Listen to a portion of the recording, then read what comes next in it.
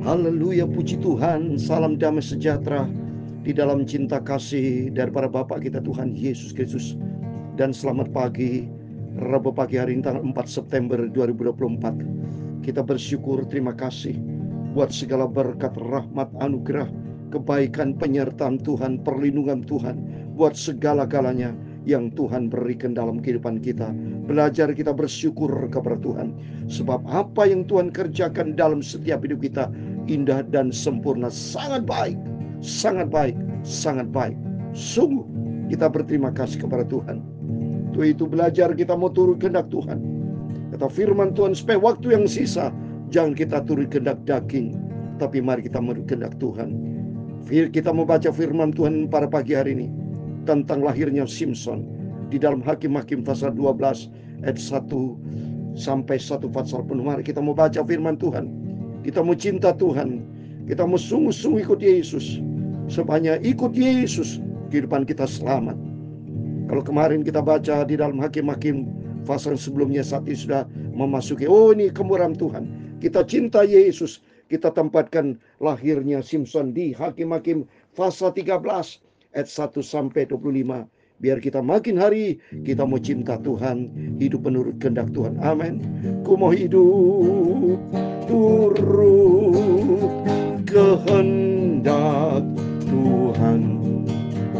Ku mau memberi semua yang ku dapat berikan. Ku mau cinta Dia lebih dari semua. Ku mau belajar membalas cintanya Tuhan Yesus. Amin. Ku mau hidup turut kehendak Tuhan. Ku mau memberi semua yang ku dapat berikan.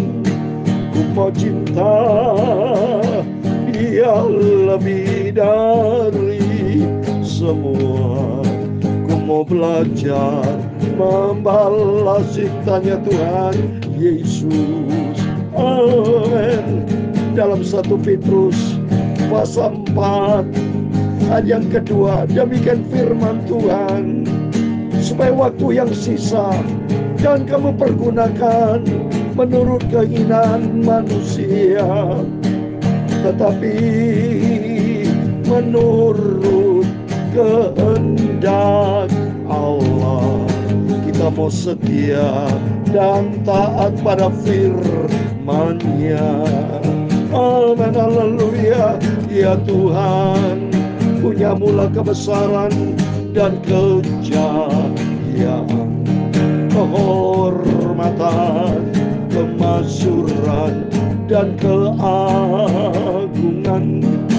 Dia segala-galanya yang ada di langit dan di bumi. Ya Tuhan, punya mula kerajaan, dan Engkau yang tertinggi itu melebihi segala-galanya sebagai kepala. Sebab kekayaan dan kemuliaan berasal daripadamu, dan Engkaulah yang berkuasa atas segala-galanya. Dalam tangan-Mu lah kekuatan dan kejayaan. Dalam tangan-Mu lah kuasa membesarkan dan mengokohkan segala-galanya. Amin.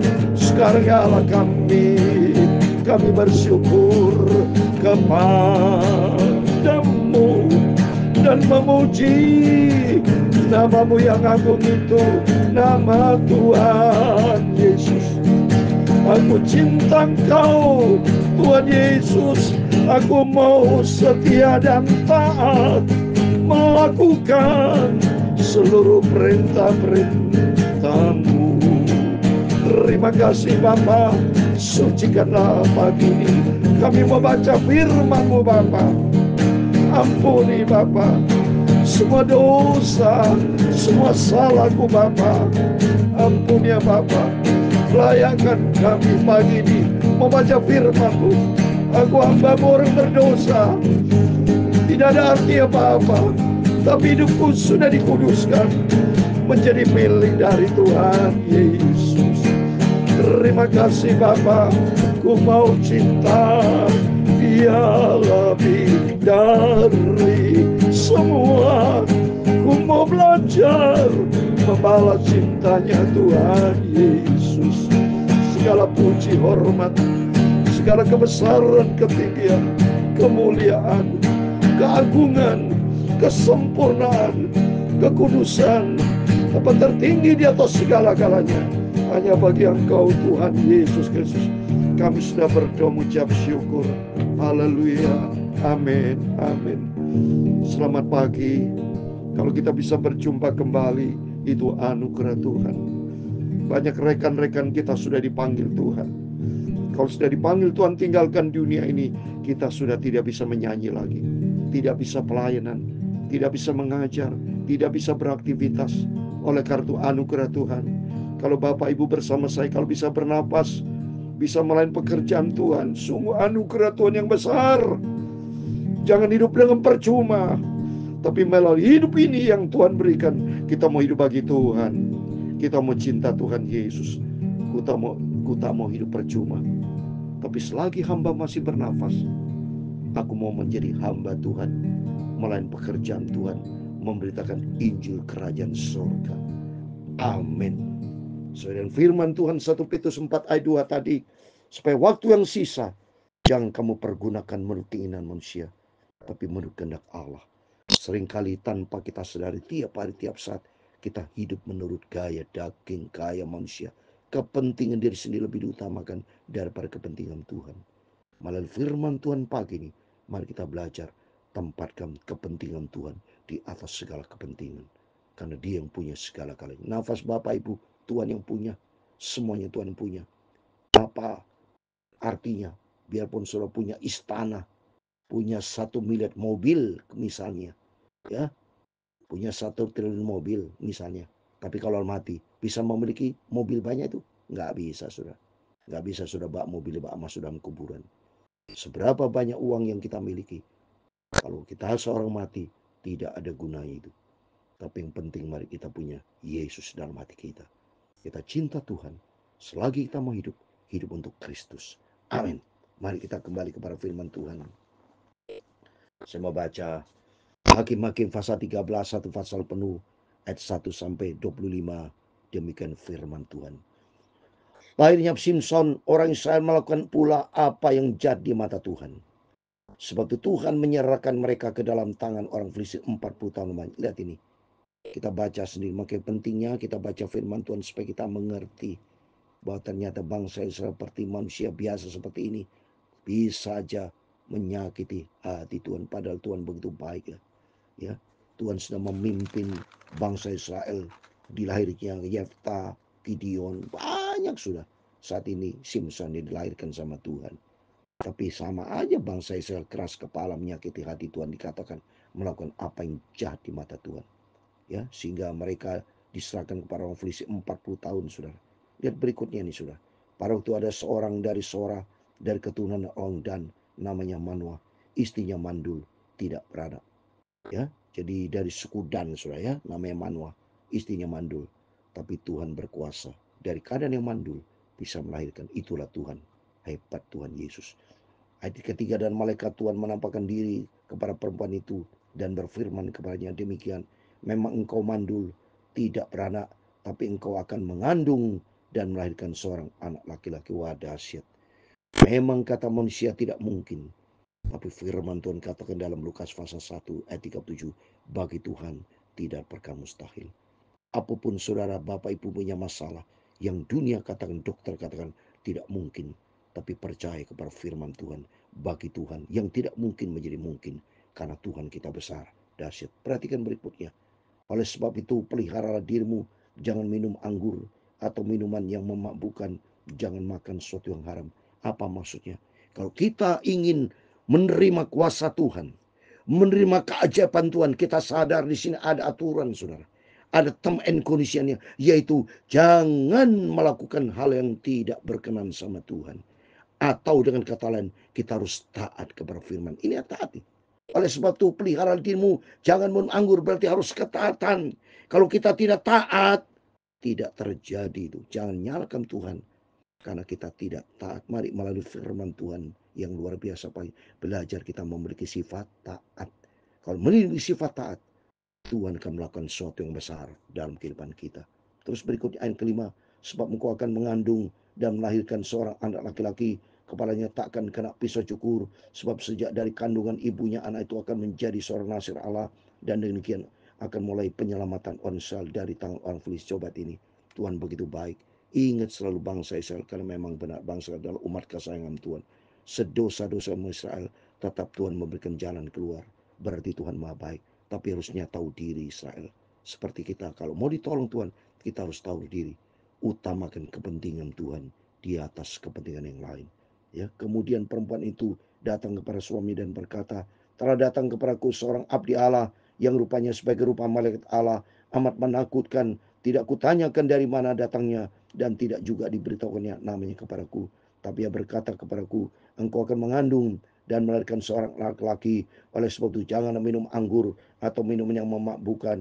Janganlah makan sesuatu yang haram. Sebab sejak dari kandungan ibunya sampai pada hari matinya, anak itu akan menjadi seorang nazir Allah.